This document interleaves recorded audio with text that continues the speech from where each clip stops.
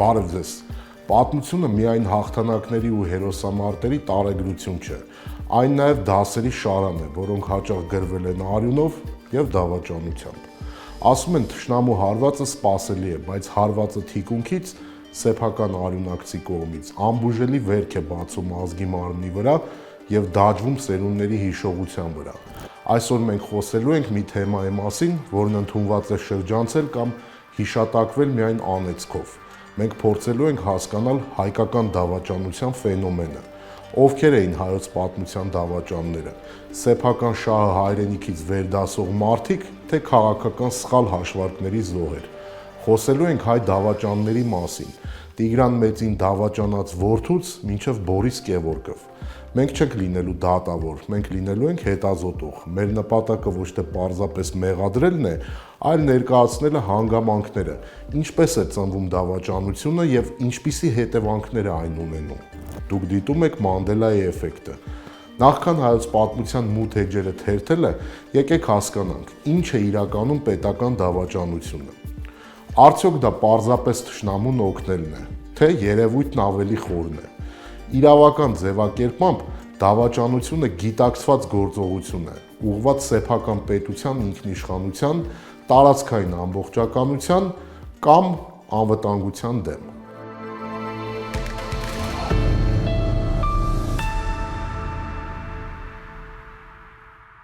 Պետական դավաճանությունը սովորաբար ներառում է լրտեսությունը հօգուտ օտարերկրյա պետության, թշնամու կողմն անցնելը պատերազմական կամ ռազմական գործողությունների ժամանակ, օտարերկրյա պետություններին օգնելը, ուղղված երկրի ինքնիշխանությանը, տարածքային ամբողջականությանը կամ արտաքին անվտանգությանը վնասելուն։ Ի տարբերություն պետականի, հանրային ընկալման տիրույթում եւ սերունդների հիշողության մեջ ազգային դավաճանություն հասկացությունը շատ ավելի լայն է ու հուզական։ Ազգային դավաճանությունն ընկալվում է որպես դավաճանություն ընդհանուր արժեքներին, պատմությանը եւ ապագային։ Իդեպ պատմությունը ցույց է տալիս, որ դավաճանությունը ծնվում է հաճախ պառակտումից, երբ հասարակության ներսում չկա միասնական պատկերացում կարմիր գծերի մասին, դավաճանության հավանականությունը շատ ավելի մեծանում է։ Պատմությունը սովորաբար գրում են հաղթողները, բայց այն կերտում են նաև նրանք, ովքեր վճռորոշ պահին թիկունքից հարվածում են սեփական ժողովրդին ու հանրությանը։ Հազարամյակների հայոց պատմության մեջ հերոսական սխրանքների կողքին կարմիր թելով անցնում է մի սև շղթա՝ մատնության եւ դավաճանության շղթան։ Չէ՞ որ մենք հաճախ ենք լսում, որ մեր պարտությունների պատճառը ոչ թե թշնամու հզորությունն էր, այլ մեր ներքին պառակտումները։ Այսօր մենք կխոսենք հնագույն ժամանակներից մինչև նորագույն ժամանակների հայ դավաճանների մասին, որոնց անունները դարձել են դավաճանության հովանիշներ, իսկ դուք այս տեսանյութի մեկնաբանությունների դաշտում նշեք, թե ում եք համարում հայոց պատմության ամենամեծ դավաճանը։ Եվ եթե հավանեք այս տեսանյութը, տարածեք այն, կիսվեք նրանով կամ մեկնաբանեք, այսպիսով կաջակցեք Մանդելայի էֆեկտը նախագծի շարունակականությանը։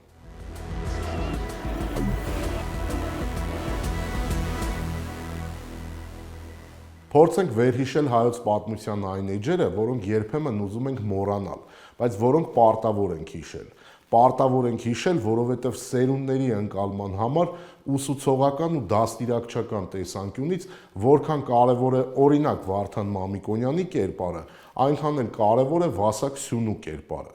որովհետև Վարդան Մամիկոնյանի վարքաբանական մոդելը սովորեցնում է, թե ինչպիսին պետք է լինել,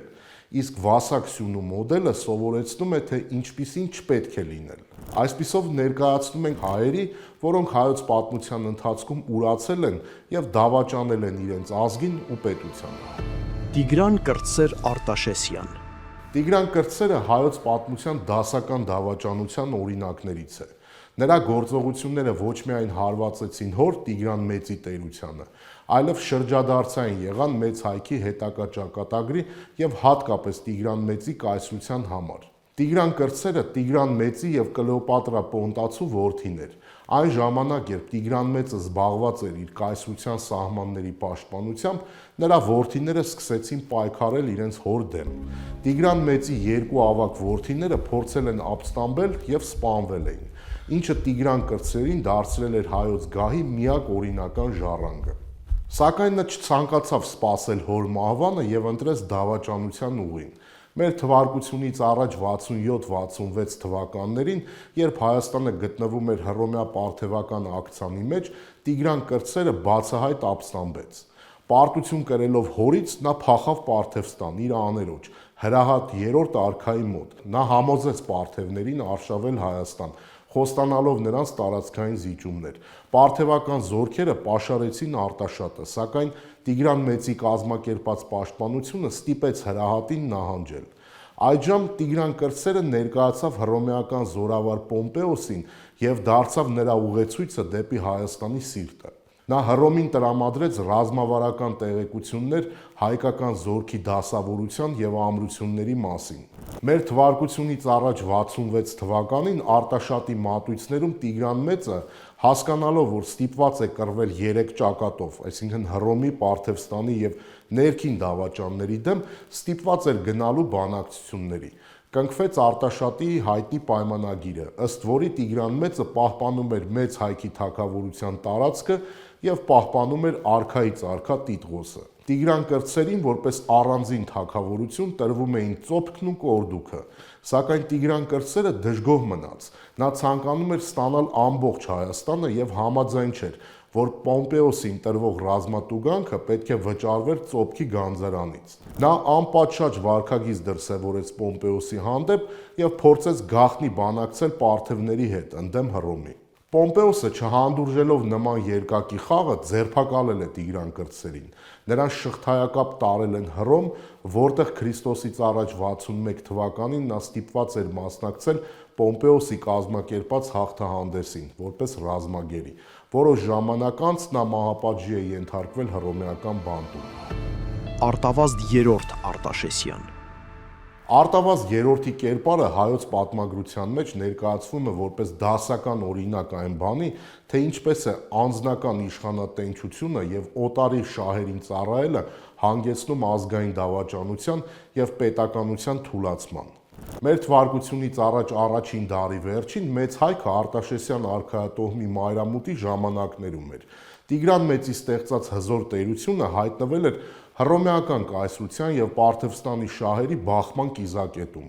Արտավազդ 3-րդը, ով Արտավազդ 2-րդի կրտսեր որդին էր, երկար տարիներ ապրել էր Հռոմում որպես պատանդ։ Այստեղ նա ամբողջությամբ կրել էր հռոմեական ազդեցությունը եւ դարձել կայսրության քաղաքական գործիքը։ Արտավազդ 3-րդը հայոց գահ է բարձրացել Օգոստոս կայսեր անմիջական հրամանով եւ հռոմեական զորքերի օգնությամբ, տապալելով Տիգրան IV-ի գահակալությունը։ Նրա կառավարման գլխավոր նպատակը ոչ թե Հայաստանի հզորացումն էր, այլ Հռոմի արևելյան քաղաքականության սպասարկումը։ Սա նշանակում էր երկիրը վերածել կայսրության հլուկ ամակատարի։ Արտավազդ 3-րդի կերպարը այնքան օտար էր հայկական միջավայրին, որ նա չկարողացավ ստեղծել նույնիսկ ներքին հենարան։ Պատմիչները նշում են, որ հայերը նրան ընկալում էին որպես ուրացող եւ օտարամոլ։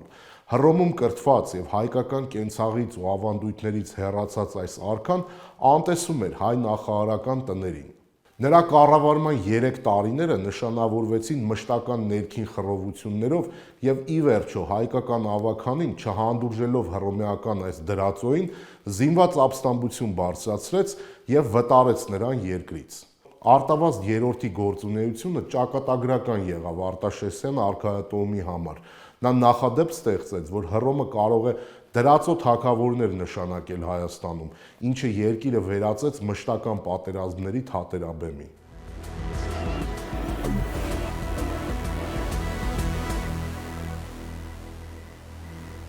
Դատաբեն Բզնունի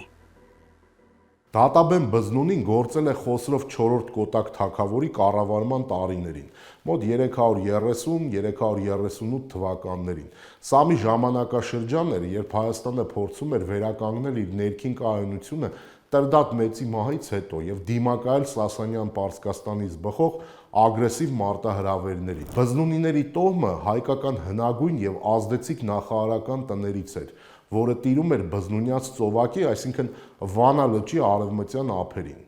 Դատաբենի դավաճանությունը տեղի ունեցավ Պարսից Շապու 2-րդ արքայի արշավանքի ժամանակ։ Երբ պարսկական զորքերը ներխուժում են Հայաստան, Դատաբենը լինելով հայոց սահմանապահ զորքերի հրամանատարներից մեկը ոչ միայն չի դիմադրում, այլև բացահայտորեն անցնում է թշնամու կողմը։ Նա շապուհի զորքերին օգնում է ներթափանցել երկրի խորքը, հուշելով ռազմավարական կարևոր ուղիները եւ թուլացնելով պաշտպանական ընդհանուր գիծը։ Իր դավաճանությամբ Դատաբենը ցանկանում էր պարսիկների օգնությամբ ձեռք բերել ավելի մեծ իշխանություն եւ հնարավոր է ինքնուրույնություն հայոց թագավորից։ Դատաբենի դավաճանությունը հանգեցրեց նրան, որ պարսիկները կարողացան հասնել մինչև Արեստ ավան, որը Վանա լճի հյուսիս-արևելքում էր։ Սակայն հայոց սպարապետ Վաչե Մամիկոնյանը արագորեն կազմակերպելով դիմադրությունը ջախջախում է պարսկական զորքերին։ Դատաբեն Բզնունին գերեվարվում է, նրա արարքը որակվում է որպես պետական դավաճանություն,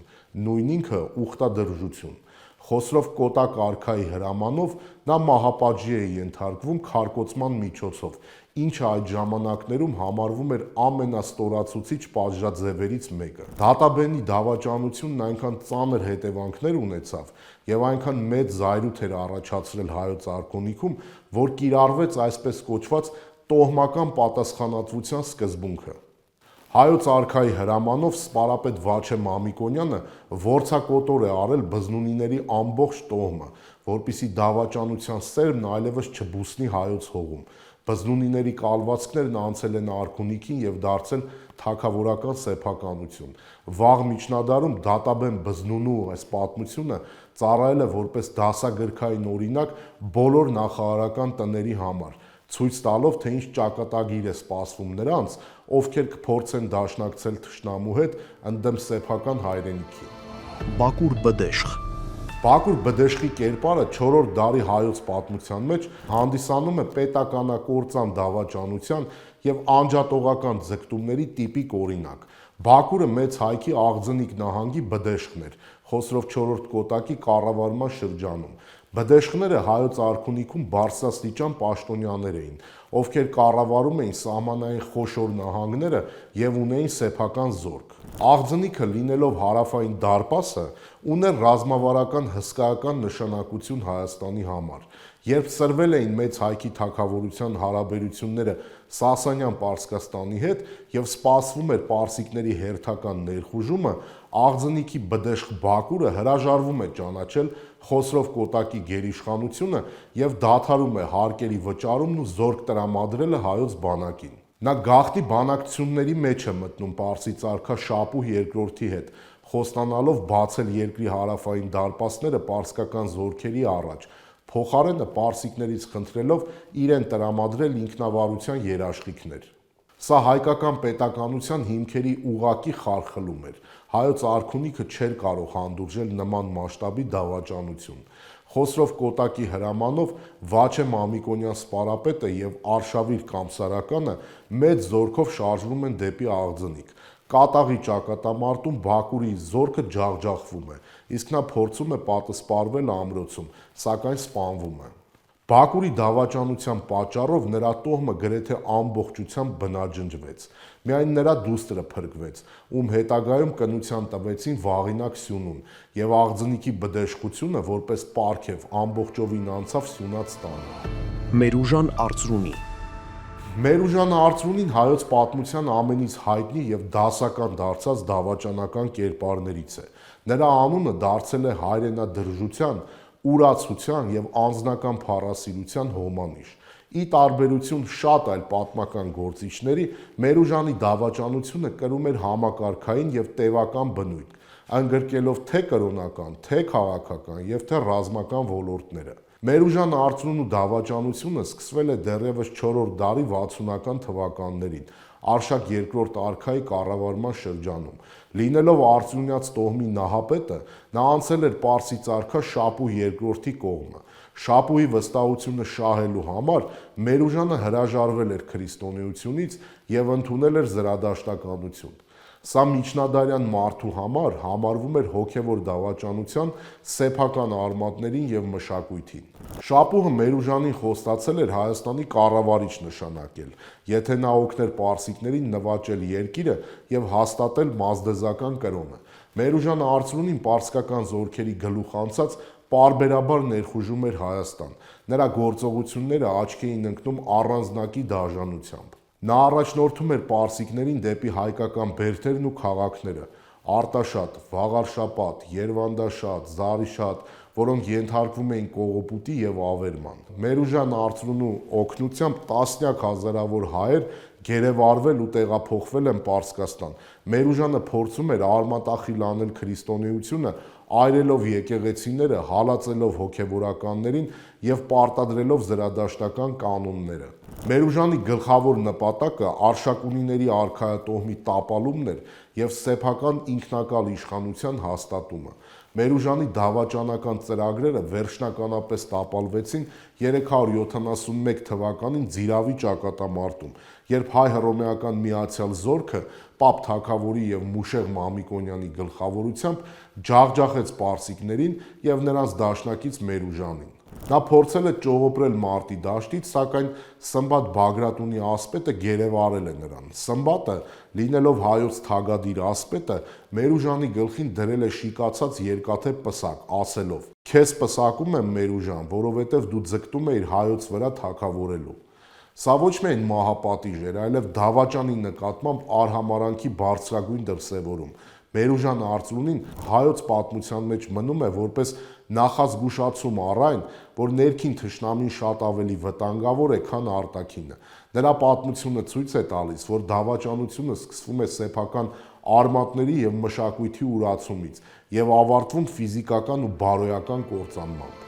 Վասակ Սյունի Վասակ Սյունու կերպարը հայոց պատմության ամենաբարդ, հակասական եւ ամենաշատ քննարկված թեմաներից է։ Դարեր շարունակ նրա անունը եղել է դավաճանության հոմանիշը, հակադրվելով Վարդան Մամիկոնյանի նահատակ կերպարին։ Երբ 5-րդ դարի կեսերին Հայաստանը գտնվում էր Սասանյան Պարսկաստանի ծանր ճնշման տակ, Պարսից տիրակալ Հասկերտ II-ը պահանջում էր հայերից հրաժարվել քրիստոնեությունից եւ ընդունել զրադաշտականություն։ Վասակ Սյունին այդ ժամանակ Հայաստանի մարզպանն էր, երկրի ամենաբարձրաստիճան պաշտոնյան, ով պատասխանատու էր երկրի խաղաղության եւ Պարսից արքունիքի հետ հարաբերությունների համար։ Ի սկզբանե Վասակը կողմ էր ապստամբությանը, ավելին, նույնիսկ ապստամբության հրահրողն էր, սակայն տեսնելով Պարսկաստանի հսկայական ուժը եւ վախենալով սեփական իշխանության կորստից, նա գաղտնի բանակցությունների մեջ էր մտել պարսիկների հետ։ Ապստամբության վճռորոշ պահին նա հայ նախարարների մի մասին կարողացավ համոզել կամ ստիպել հեռանալ Վարդան Մամիկոնյանից։ Նա թուլացրեց հայկական միասնական ճակատը եւ հանգեցրեց ներքին պառակտման։ Վասակի դավաճանությունը պարզապես չեզոքություն չէր, այլ ակտիվ գործունեություն էր ընդդեմ ապստամբների։ Նա պարսկական հրամանատարությանը տրամադրում էր կարևոր տեղեկություններ հայկական զորքերի տեղաշարժերի, քանակի եւ ռազմավարության մասին։ Օգտագործելով իր դիրքը, նա գրավում էր ապստամբ նախարարների տիրույթները եւ ամրոցները, երբ վերջինները զբաղված էին սահմանի պաշտպանությամբ։ Վասակն ակտիվորեն օգնում էր մոգերին հաստատել զրադաշտականությունը հայկական գյուղերում եւ քաղաքներում, դիմելով նաեւ բռնությունների։ 451 թվականի ավարայրի ճակատամարտում Վասակ Սյունին իր զորքով կանգնած էր պարսկական բանակի կողքին։ Փաստացի նա կռվում էր սեփական արյունակիցների դեմ։ Նրա դիրքորոշումը պատճառ դարձավ, որ հայկական զորքը չկարողանա հասնել լիակատար հաղթանակի, իսկ Վարդան Մամիկոնյանն ու իր զինակիցները նահատակվեցին։ Վասակի դավաճանությունը նրան չբերեց սպասված փառքը։ Պարսից արքան օգտագործելով նրան, այլևս կարիք չուներ վստահելու մի մարդու, ով դավաճանել էր իր ազգին։ Վասակը կանչվեց Տիզբոն, որտեղ հայ նախարարները նրա դեմ բազմաթիվ մեղադրանքներ ներկայացրին, այդ թվում արքունի հարկերը յուրացնելու եւ անձնական շահեր հետապնդելու մասին։ Նա զրկվեց մարզպանությունից, տիտղոսներից ու նետվեց Անհուշբերդի մութ բանտը, որտեղ էլ մահացավ որտնալից ու անարգած։ Պատմիչ Եղիշեն նրա մահը նկարագրում է որպես Աստծո կողմից տրված արդար պատիժ։ Վասակ Սյունին հայոց պատմության մեջ մնացել է որպես գորշ կերպար, ի հակադրություն Վարդանանց լույսի։ Նրա պատմությունը դարձավ դաս այն մասին, որ օտարի հետ գործարքը սեփական ժողովրդի հաշվին միշտ հանգեցնում է անփառունակ կործանման եւ սերունդների անեծքի։ Գադիշո խորխորունի Գադիշո Խորխորունին 5-րդ դարի հայոց պատմության այն կերպարներից է, ում անունը սերտորեն կապված է Վարդանանց պատերազմի ժամանակ տեղի ունեցած ներքին պառակտումների եւ Վասակ-Սյունու դավաճանական խմբավորման հետ։ Լինելով հայկական ազդեցիկ եւ հնագույն տոհմերից մեկի Խորխորունյաց տան նահապետը, նրա անցումը թշնամու կողմը ծանր հարված էր ապստամբության միասնականությանը։ Խորխորունիները հայոց արքունիքում զբաղեցնում էին մախխազության, այսինքն թագավորի թիկնազորի հրամանատարության պատվավոր պաշտոնը։ Գադիշոն, որպես այս տոհմի առաջնորդ, ուներ մեծ կշիռ նախարարական համակարգում, սակայն ի տարբերություն իր տոհմակիցների, ովքեր պատմության մեջ հայտնի են որպես անձնվեր մարտիկներ, Գադիշոն ընտրեց անձնական շահի ճանապարհը։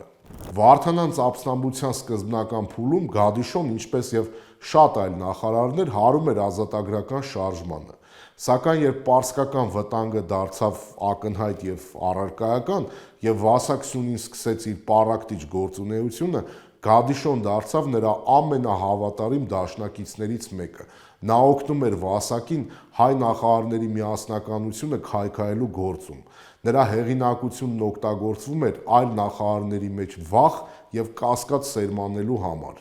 Ավարայրի ճակատամարտից առաջ Գադիշոն վերջնականապես լքեց հայոց ուխտը եւ իր զորախմբով անցավ պարսիկների կողմը, բացահայտորեն դառնալով հայրենիքի դեմ կռվող ուժ։ Պատմիչ Եղիշեն Գադիշոյին հիշատակում է որպես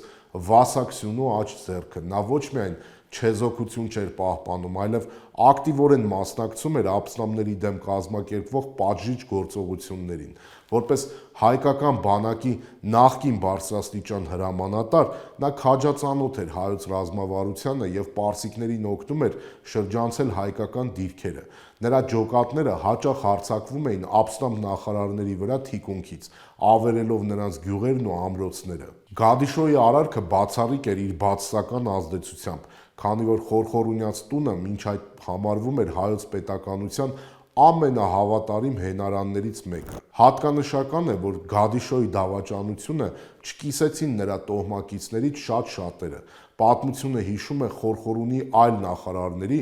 ովքեր մնացին Վարդան Մամիկոնյանի կողքին եւ նահատակվեցին Ավարայրում։ Գադիշոն շարունակել է գլխավորել հավատուրած նախարարների խմբավորումը նաեւ Վասակի մահվանից հետո։ Հենց նրա գործողություններն են ստիպել հայրենասեր նախարարներին մտածելու նոր Վահանանց պատերազմի մասին։ Գյուտ առաջին արահեզացի կաթողիկոսի դեմ նա շարախոսում էր պարսիկ Պերոզ արքայի մոտ, ինչի պատճառով կաթողիկոսի գահակալությունը պարսից արքունիքը հրաժարվում է ճանաչել։ Արդեն Վահանանց պատերազմի ժամանակ Գադիշո Խորխորունին գերեվարվում է եւ մահապատժի ենթարկվում։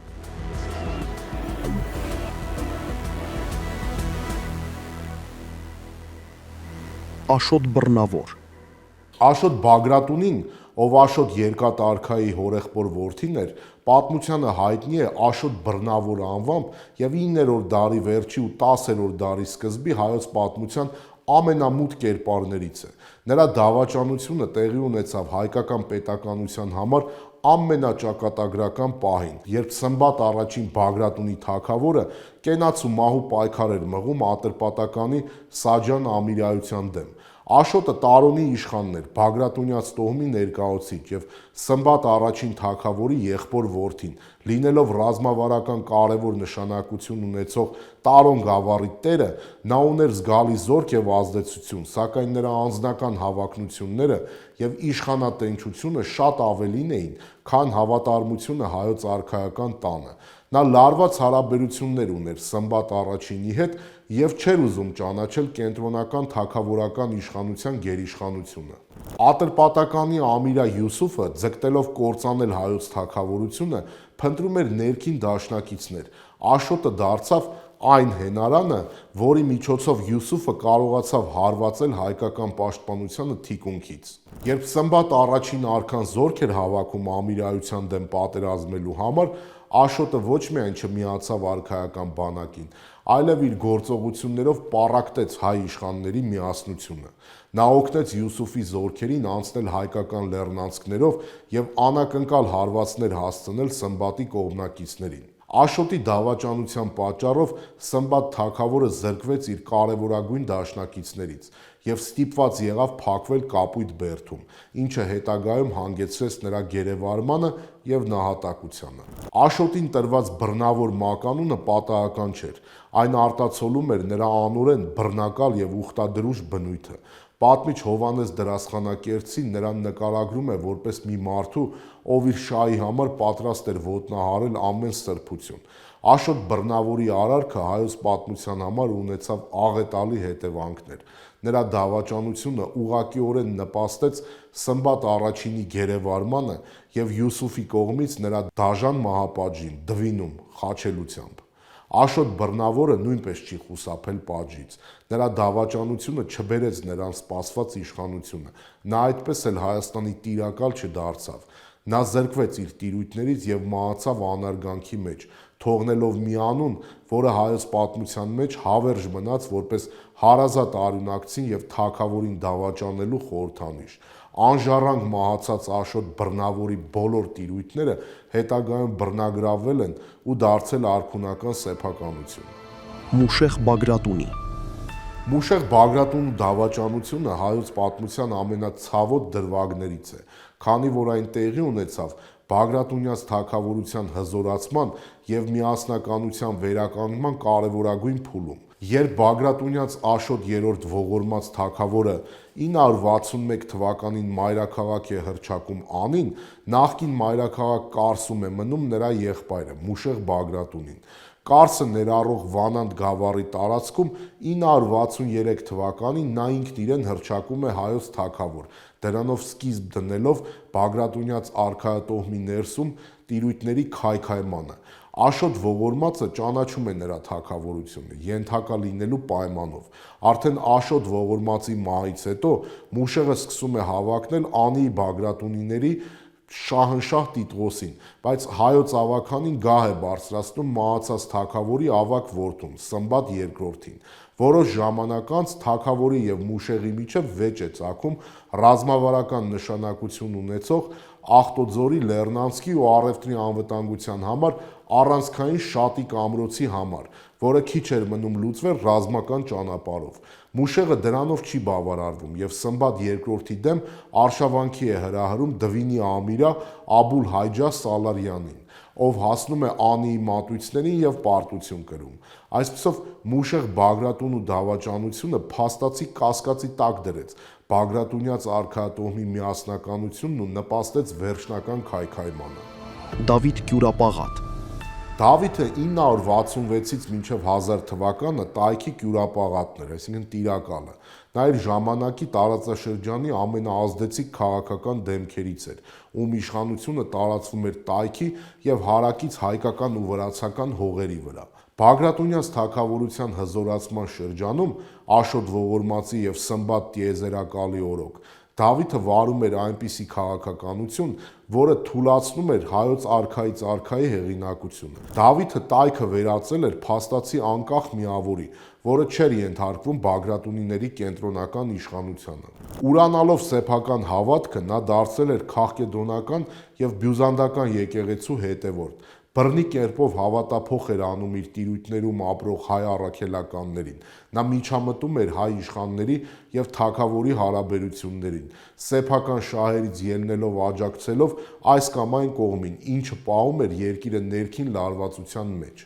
Դավիթ Կյուրապաղատի ամենամեծ դավաճանությունը հայկական եւ վրացական հողերի ապագայի հանդեպ նրա կտակն էր։ 987 թվականին Վարդա Սկլերոս զորավարի ապստամբությանը մասնակցելուց հետո Բարսեղ II կայսեր ճնշման տակ Դավիթը պարտավորվեց մահից հետո իր տիրույթները, այսինքն Տայքը, կտակել բյուզանդական կայսրությանը։ Այսպիսով նա ճանապարհ հարթեց Բյուզանդիայի համար ներսից կլանելու հայկական իշխանապետությունները, ինչը հետագայում հանգեցրեց Անիի Բագրատունյաց թագավորության անկմանը։ Դավիթ Կյուրապաղատը սպանվեց 1000 թվականին։ Նրան խեղդամահ արեց վրացի հոգևորականը։ Նրա մահից անմիջապես հետո Բյուզանդիայի կայսր Բարսեղ II-ի զորքերը մտան Տայք եւ տիրացան նրա կտակած հողերին։ Սա դարձավ դոմինոյի էֆեկտի սկիզբը։ Բյուզանդիան սկսեց մեկը մյուսի հետևից վերացնել հայկական իշխանապետություններն ու ի վերջո տիրացավ Անիին։ Հովհաննես Սմբատ 1020-ից 1041 թվականներին գահակալած Հովհաննես Սմբատ Բագրատունու անունը սերտորեն կապված է Անիի Բագրատունյաց թագավորության անկման և պետականության կորստի նախաշեմին կատարված ճակատագրական դավաճանության հետ։ Հովհաննես Սմբատի կառավարումը սկսվել է ներքին խռովությամբ։ Նա Գագիկ առաջինի ավագ որդին էր, սակայն նրա կրտսեր եղբայր Աշոտը նույնպես հավակնում էր գահին։ Եղբայրների միջև սկսված պատերազմը թուլացրեց երկիրը։ Ի վերջո հաշտություն կնքվեց, որով Հովհաննես Սմբատը պահեց Անին և շրջակա գավառները, իսկ Աշոտը թագավորության արևելյան հատվածը։ Պատմիչները Հովհաննես Սմբատին նկարագրում են որպես ծույլ ու դանդաղաշարժ մարդու, ով չուներ իր հոր Գագիկ առաջինի կամ պապի Աշոտ Ողորմածի կամքն ու ռազմաքաղաքական տաղանդը։ Հովհաննես Սմբատի անվան հետ կապված ամենամեծ դավաճանությունը 1022 թվականի գաղտնի գործարքն է Բյուզանդիայի հետ։ Երբ բյուզանդական Բարսեղ II կայսրը սկսեց սպառնալ Հայաստանին, Հովհաննես Սմբատը վախենալով իր գահի համար Պետրոս Գետադարձ կաթողիկոսի միջոցով Տրապիզոնում կայսրին հանձնեց իր կտակը,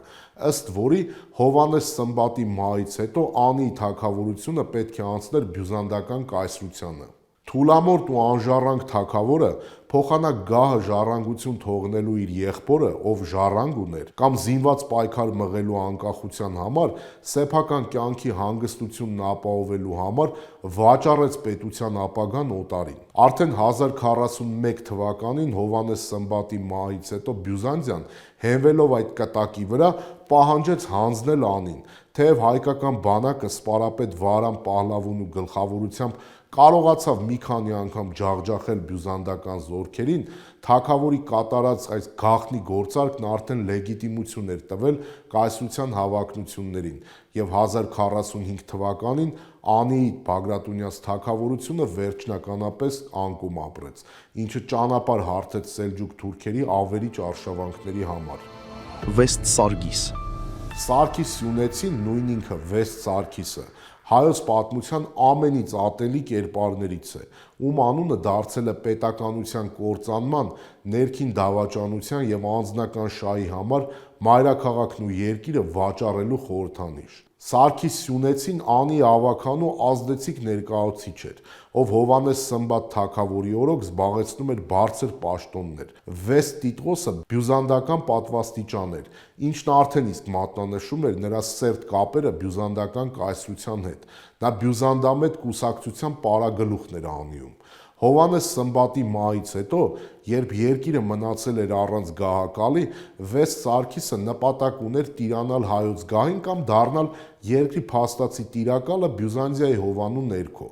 Օգտվելով թագավորի մահից, նա տիրացավ արքունի գանձերին և Անիի բանալիներին, փորձելով կաշառել նախարարներին և ուժով հաստատել իր կամքը։ Նա ամեն կերպ խոչընդոտում էր Գագիկ II-ի գահակալությանը, քանի որ երիտասարդ արքան խանգարում էր նրա դավաճանական ծրագրերին։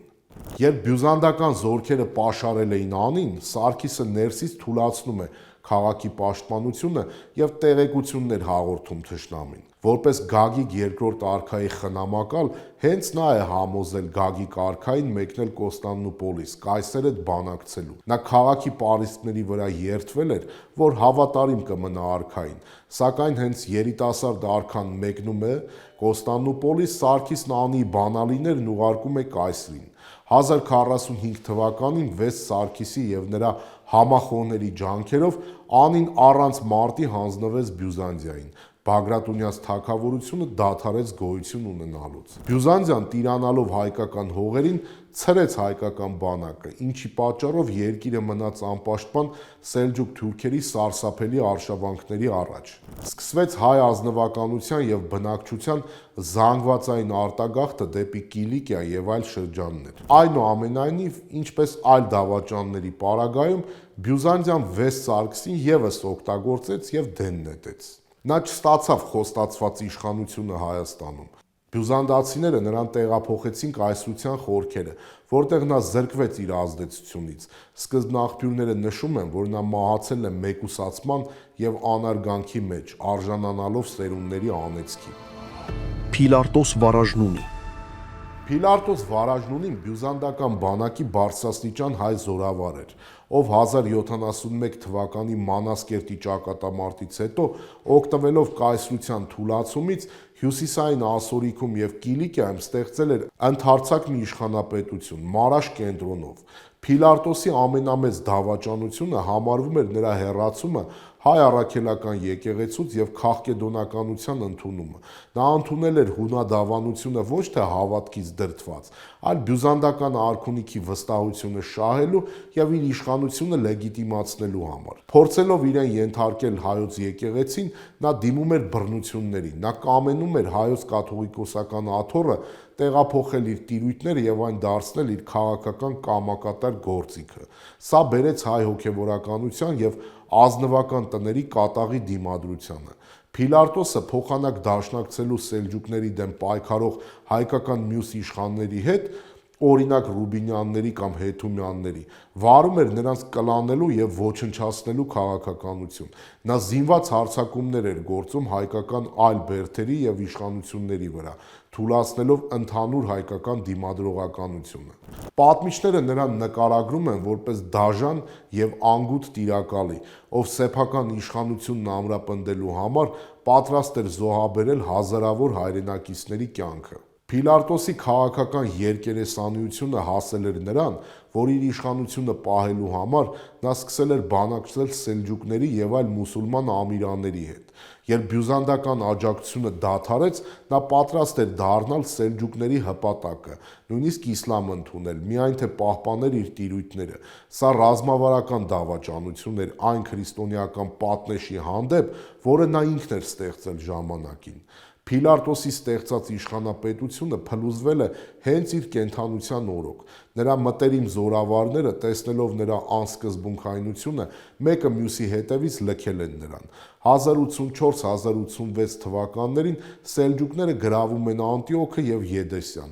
իսկ Փիլարտոսն իր կյանքն ավարտում է Մարաշում, զրկված հեղինակությունից։ Փիլարտոս Վարաժնունին հայոց պատմության մեջ մնացել է որպես օրինակ այն զորավարի, ով ուներ ուժ եւ հնարավորություն դառնալու նոր հայկական թագավորության հիմնադիրը, սակայն իր իշխանատենչության, դաժանության եւ անսկզբունքայնության պատճառով դարձել է ընդամենը պատմական մի անախրոնիզմ, որն ավելի շատ վնասել է հայության միասնությանը, քան օգնել։ Հեթում երկրորդ Հեթումյան Հեթում երկրորդ թագավորի կառավարման շրջանը Կիլիկյան Հայաստանի պատմության ամենաողբերգական եւ վիճահարույց էջերից է։ Հեթում երկրորդի ամենամեծ դավաճանությունը համարվում է նրա բացահայտ հակումը դեպի կաթոլիկ եկեղեցին եւ նրա փորձերը հայ առաքելական եկեղեցին ենթարկելու Հռոմի պապին։ Նա մի քանի անգամ հրաժարվել է գահից եւ ընդունել կրոնավորություն, դառնալով ֆրանցիսկյան վանական։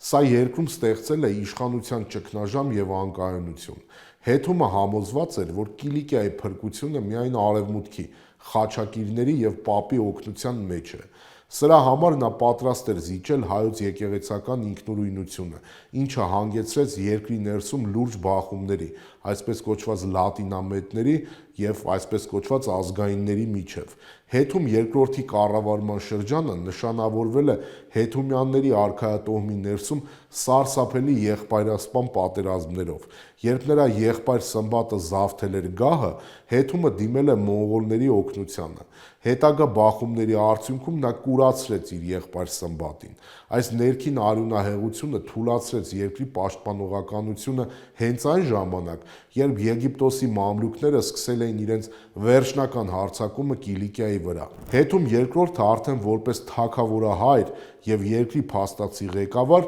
հանդիսացավ 1307 թվականի Սսի ժողովի գլխավոր հրահրողը։ Ժողովը որոշեց ընդունել կաթոլիկ եկեղեցու դավանանքը եւ ծեսերը։ Սա բացահայտ մարտահրավեր էր հայ ժողովրդի մեծամասնությանն ու հայ եկեղեցուն։ Այս որոշումը ոչ թե բերեց արևմուտքի օգնությունը, այլ վերջնականապես պառակտեց երկիրը ներսից, դարձնելով այն հեշտ ավար թշնամիների համար։ Հեթումը չափազանց մեծ հույսեր էր կապում մոնղոլների հետ դաշինքի հետ։ Չնայած մոնղոլների հետ նա մասնակցեց մի քանի հաջող արշավանքների, սակայն այդ քաղաքականությունը Կիլիկյան Հայաստանը դարձրեցին իսլամական աշխարհի թիվ 1 թշնամու։ Երբ մոնղոլները սկսեցին թուլանալ կամ ընդունել իսլամ, Կիլիկյան մնաց լիակատար մեկուսացման մեջ։ Հեթում երկրորդը կյանքն ավարտել է հենց իր դաշնակիցների ձեռքով։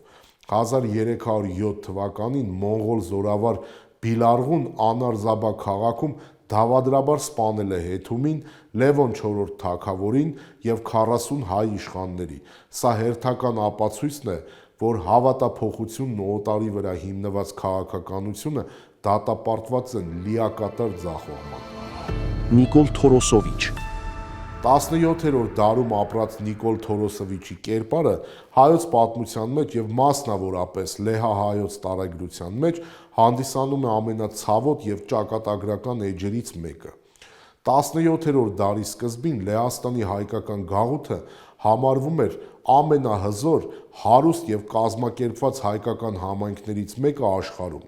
Այն ուներ իր եկեղեցիները, դպրոցները և ինքնավարությունը։ Կաթոլիկ եկեղեցին և լեհական իշխանությունները տարիներ շարունակ փորձում էին հայերին ենթարկել Հռոմի պապին, սակայն հանդիպում էին հայ համայնքի և հոգևորականության կատաղի դիմադրությանը։ Նիկոլ Թորոսովիչը հարուստ վաճառականի որդի էր, ով 22 տարեկանում օգտագործելով իր ընտանիքի կապերը և կաշառելով լեհական արքունիքին կարողացել էր իրեն հռչակել լեհահայոց եպիսկոպոս։ Հայ համայնքը և էջմիածինը չէին ճանաչում նրան, քանի որ նա չուներ համապատասխան հոգևոր կրթություն և արժանիքներ։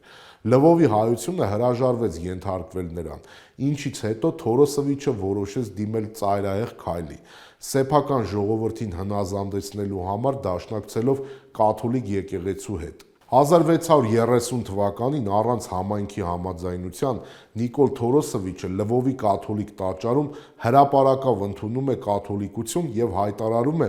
լեհահայոց եկեղեցու միացումը Հռոմին։ Սա բացահայտ հարված էր հայ առաքելական եկեղեցու ինքնուրույնությանը։ Նա ուրացավ իր դավանանքը, դառնալով կաթոլիկացման գործիք լեերի ձեռքում։ Քանի որ հայերը շարունակում էին դիմադրել, Նիկոլ Թորոսովիչը լեհական ոստիկանության օգնությամբ սկսեց գրավել հայկական եկեղեցիները, բանտարկել հայրենասեր հոգևորականներին և հալածել համայնքի երևելիներին։ Նիկոլ Թորոսովիչի դավաճանությունը չսահմանափակվեց միայն կրոնական հարթությամբ, այն հանգեցրեց լեհահայոց աստիճանական ձուլմանը։ Կաթոլիկացման հետ մեկտեղ հայերը դուրս մղվեցին եկեղեցական և հասարակական կյանքից, հայկական դատարանները և ինքնավարության ինստիտուտները թուլացան և ի վերջո լուծարվեցին։ Մի քանի տասնամյակ անց ժամանակին հզոր լեհահայ համայնքը գրեթե ամբողջովին լեհացավ և կորցրեց իր ազգային դիմագիծը։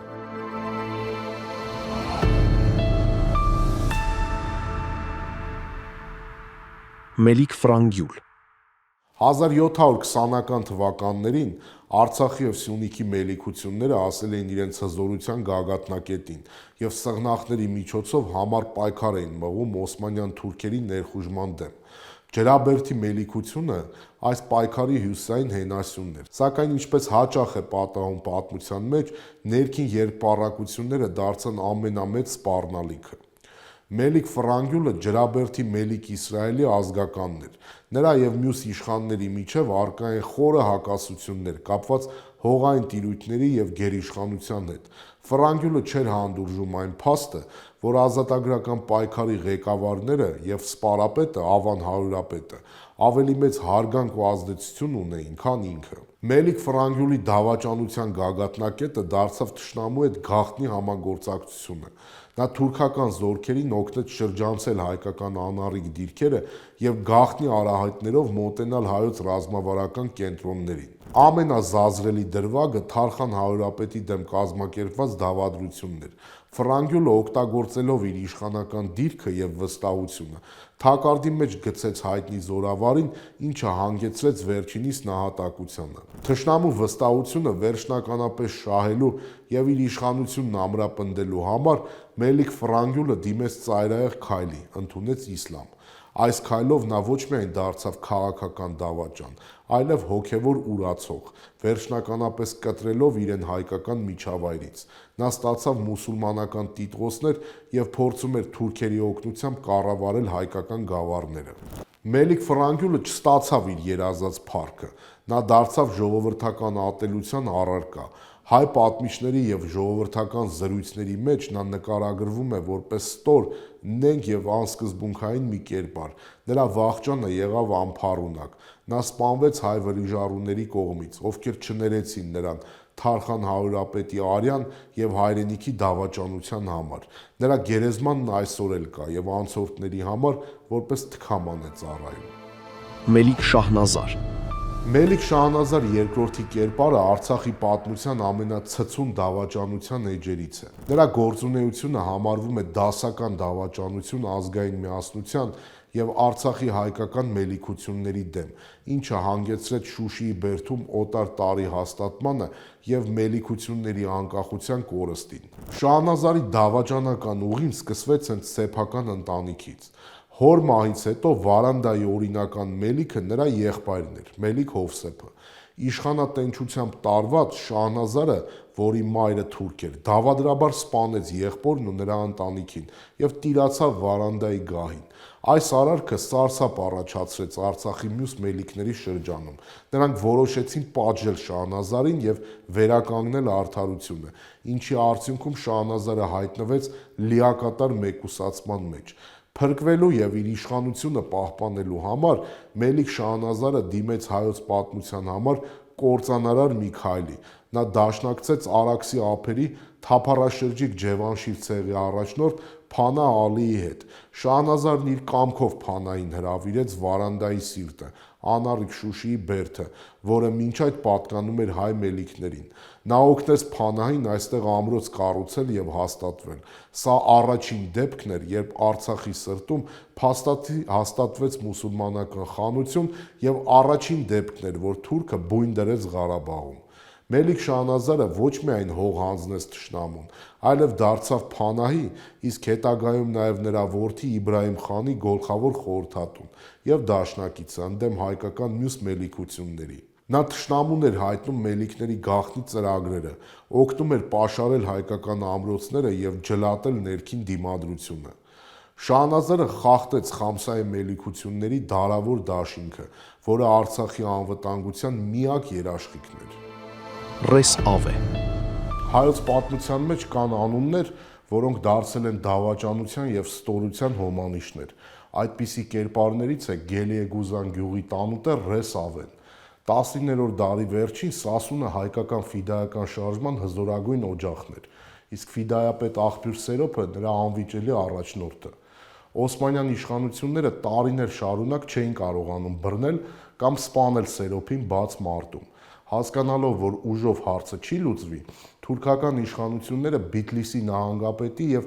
քուրդ ցեղապետ Բշարի Խալիլի գլխավորությամբ որոշեցին օգտագործել հայկական միջավայրում գտնվող ներքին թշնամուն։ Ռես Ավեն Գելիեգուզանի տանուտերն էր, ում տանը Սերոփը հաճախ էր ապաստան գտնում։ Օսմաններն Ավեին խոստանում են պարգևներ եւ ոսկի Սերոփին մատնելու կամ սպանելու դիմաց։ 1899 թվականի նոյեմբերին, օգտվելով տանուտիրոջ իր դիրքից եւ Սերոփի վստահությունից, Ռես Ավեն թույն է խառնում ֆիդայապետի ծխախոտի մեջ։ Թույնը չի սպանում Սերոփին անմիջապես, բայց կազմալուծում է նրա մարմինը, զրկելով նրան շարժվելու եւ դիմադրելու ունակությունից։ Հենց թույնը սկսում է գործել եւ Սերոփը հայտնվում է անօգնական վիճակում,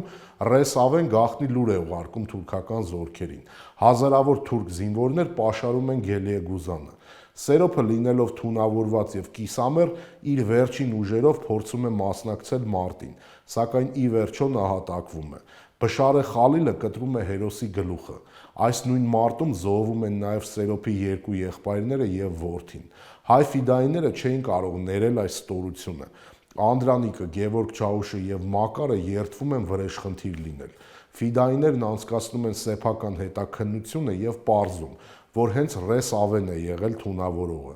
Անդրանիկի հրամանով Ռես Ավեն եւ նրա համախոհները ձերբակալվում են եւ դավաճան տանուտերը խոստովանում է իր մեղքը։ Ռես Ավեն մահապատժի է ենթարկվում հայ վրիժառուների ձեռքով։ Պատմական աղբյուրները նշում են, որ նրա մահապատիժը եղել է դաժան, որպես նախազգուշացում բոլոր այն մատնիչներին, ովքեր պատրաստ էին ոսկու դիմաց վաճառել ազգային հերոսներին։ Մատնիչ Դավո Հայոց ազատագրական պայքարի պատմության մեջ Մատնիչ Դավոյի անունը դարձել է ամենացավոտ եւ զարհուրելի դավաճանության հովանիշը։ Նրա արարքը 1908 թվականին Վանում հանգեցրեց հայ հեղափոխականների զենքի ու զինամթերքի հսկայական պահեստների բացահայտմանը, ինչը ռազմավարական ծանր հարված էր Արևմտյան Հայաստանի ինքնապաշտպանական կարողություններին։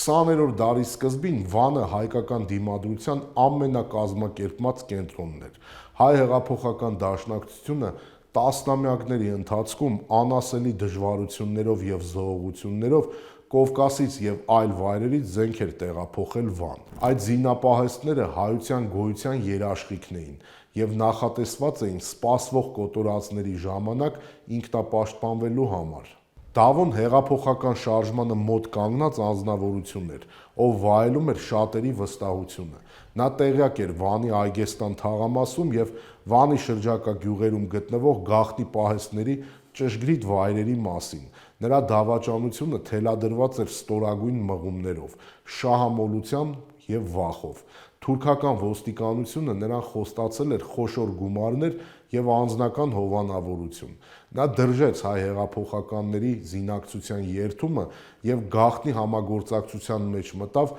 Վանի թուրքական ոստիկանության հետ։ 1908 թվականի հունվարին Դավոն թուրքական զինված ուժերին առաջնորդեց դեպի գաղթնարանները։ Նա մատնացույց արեց տների պատերի մեջ, գետնի տակ եւ եկեղեցիների գաղտնի խորաններում թաքնված զենքերը։ Թուրքերը հայտնաբերեցին հազարավոր հրացաններ եւ փամփուշտներ, ռումբեր եւ նույնիսկ փոքր թնդանոթներ։ Պատմական վկայությունները նշում են, որ Դավոն անձամբ էր ներկա լինում խուզարկություններին, հեգնանքով մատնացույց անելով այն վայրերը, որոնք թուրք զինվորները չէին կարողանում գտնել։ Դավոյի մատնության հետևանքով Վանի հայությունը փաստացի զրկվեց իր ռազմական պաշարների մեծ մասից։ Սա այն զենքն էր, որը պետք է փրկեր հազարավոր կյանքեր 1915 թվականի մեծ եղեռնի ժամանակ։ Մատնության հետևանքով ձերբակալվեցին նաև բազմաթիվ հայրենասերներ, իսկ շատ տներ, որտեղ զենք էր պահվել, ավերվեցին կամ հրդեհվեցին։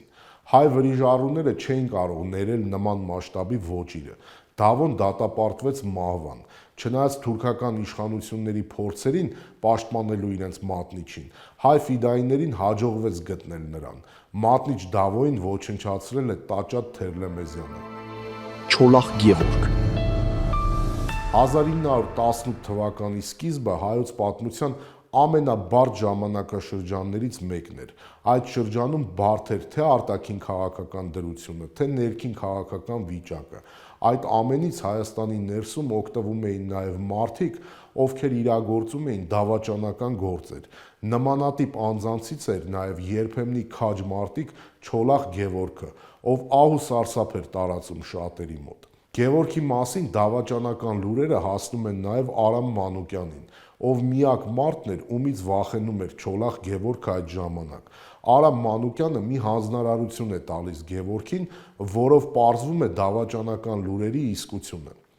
Այդ շրջանում Արցախում եւ Սյունիքում թուրքերը շարունակում էին ահաբեկել հայերին եւ այդ առիթով Երևան եկած պատվիրակությունը խնդրում է ռազմամթերք թուրքերի եւ թաթարների դեմ պայքարելու համար։ Որոշում է կայացվում ուղարկել 300 հրացան եւ կես միլիոն փամփուշտ։ Ռազմամթերքը պետք է ուղարկվեր կարճ ճանապարհով, շարուրով, որը թուրքերի կողմից հարձակման ամենավտանգավոր շրջաններից մեկն էր։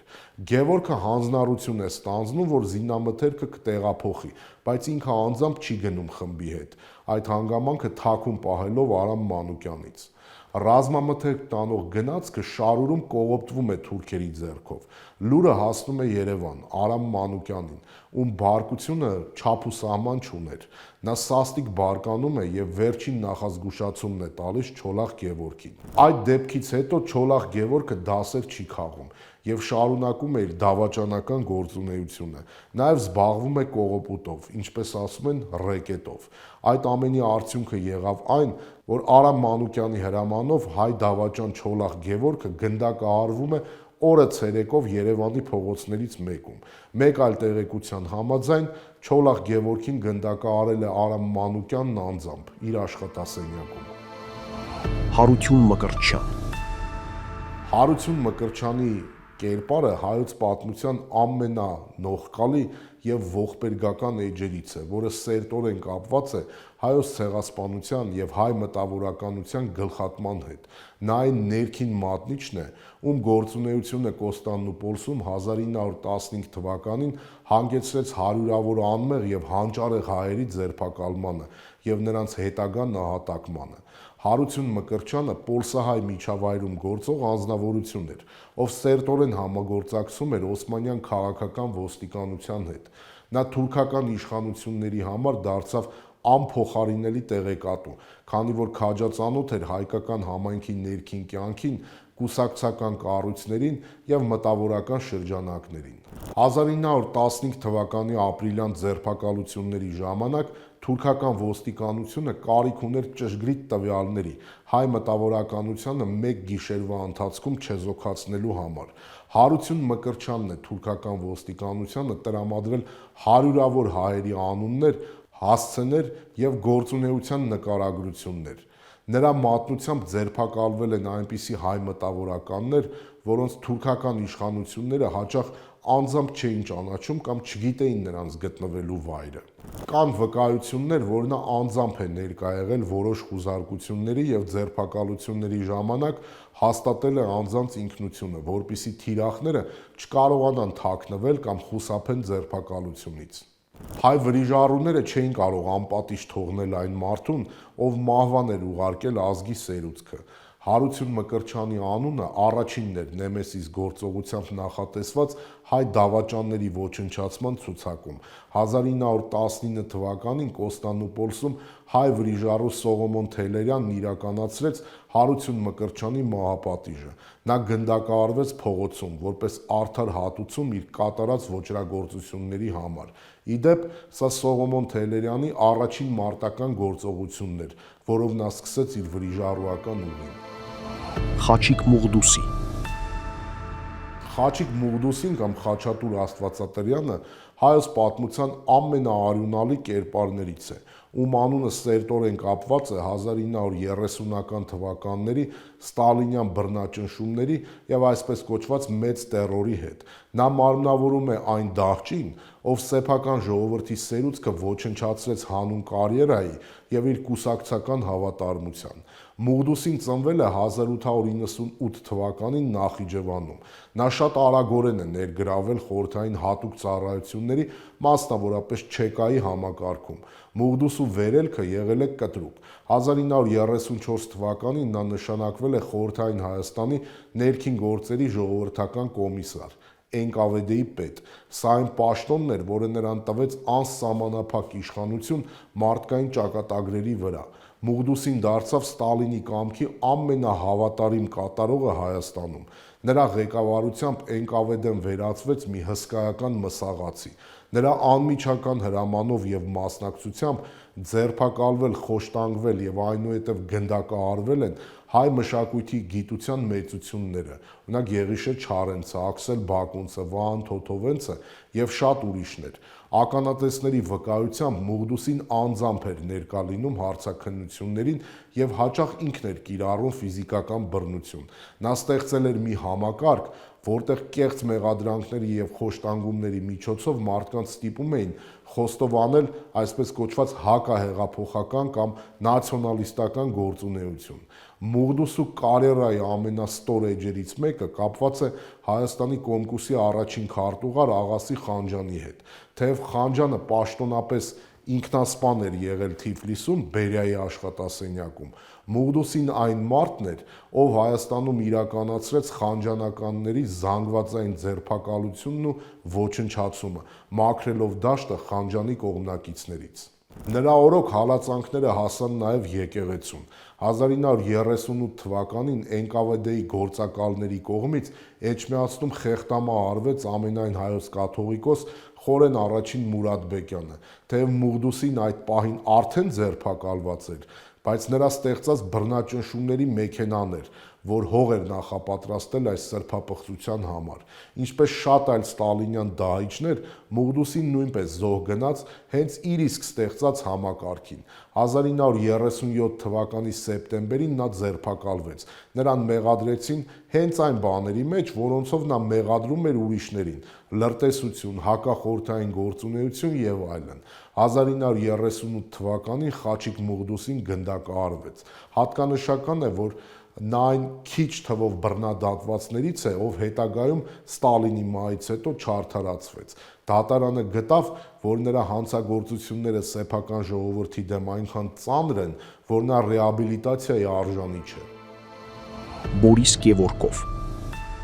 Բորիս Կևորկովը հայոց պատմության մեջ եւ հատկապես Արցախյան հիմնահարցի համատեքստում համարվում է ազգային դավաճանության եւ հակահայկական քաղաքականության ամենացայտուն մարմնավորումներից մեկը։ Լինելով ազգությամբ հայ, նա շուրջ 15 տարի 1973-ից 1988 թվականներին ղեկավարել է Լեռնային Ղարաբաղի ինքնավար մարզը, որպես մարզկոմի առաջին քարտուղար, եւ այդ ամբողջ ընթացքում ծառայել է Ադրբեջանի իշխանությունների շահերին։ 1973 թվականին Բորիս Կևորկովը նշանակվել է Լղի մարզկոմի առաջին քարտուղար, փոխարինելով Գուրգեն Մելքումյանին։ Նրա թեկնածությունը հաստատել էր Ադրբեջանի Կոմկուսի այն ժամանակվա առաջնորդ Հեյդար Ալիևի կողմից։ Ալիևին անհրաժեշտ էր մի մարդ, ով ազգությամբ հայ կլիներ, բայց կիրականացներ Բաքվի հրահանգները առանց դիմադրության։ Կևորկովը գերազանցեց այդ սպասելիքները։ Կևորկովի կառավարման տարիները նշանավորվել են Արցախի էթնիկ պատկերի նպատակաուղղված փոփոխությամբ։ Մարզի բյուջեն եւ ներդրումները ուղղվում էին հիմնականում ադրբեջանաբնակ գյուղերի եւ Շուշիի զարգացմանը, մինչդեռ հայկական բնակավայրերը դիտավորյալ անտեսվում էին։ Կևորկովն ամեն կերպ նպաստում էր ադրբեջանցիների վերաբնակեցմանը Լղիմում։ Նրա օրոք ստեղծվում էին նոր ադրբեջանական բնակավայրեր, իսկ հայ երիտասարդները աշխատանքի եւ հեռանկարի բացակայության պատճառով ստիպված էին լինում լքել Արցախը։ Նա դեմ էր Հայաստանի հետ մշակութային կապերին։ 15 տարվա ընթացքում ընդամենը մեկ անգամ է եղել Երևանում։ Հեռուստատեսությունը, ռադիոն եւ մամուլը գործում էին բացառապես Բաքվի գաղափարախոսության տակ։ Արգելված էր հայոց պատմության դասավանդումը։ Երբ 1980-ականների վերջին Արցախում սկսվեց ազգային ազատագրական պայքարի նոր ալիքը, Կևորկովը դարձավ դրա ամենակատաղի թշնամին։ Նա անձամբ էր հետապնդում այն մտավորականներին եւ ակտիվիստներին,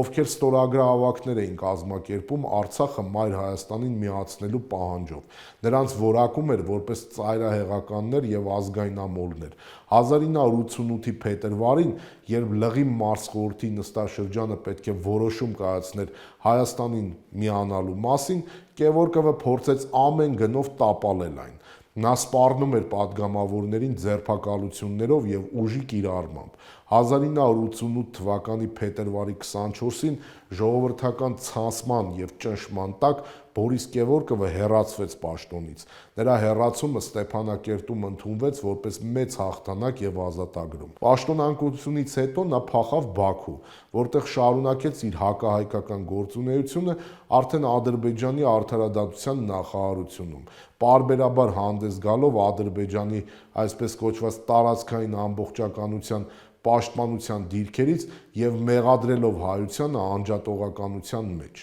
Հետագայում Բաքվում նրան պատանդարել են եւ նույնիսկ փորձել են փոխանակել, սակայն Արցախի ղեկավարությունը հրաժարվել է փոխանակել Կևորկովին, համարելով, որ նա արժանի չէ նման վերաբերմունքի։